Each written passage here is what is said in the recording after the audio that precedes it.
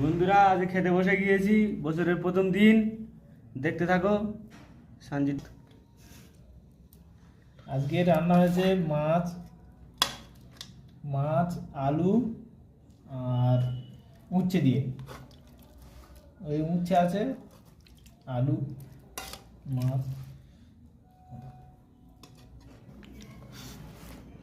বন্ধুরা খেতে বসে গেছি, হচ্ছে আলু মাছ। দেখি সময় লাগে।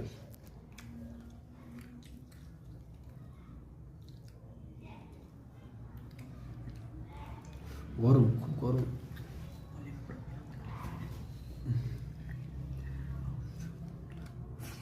কেমন আছে? ও অসাধারণ, অসাধারণ, অতুলনীয়।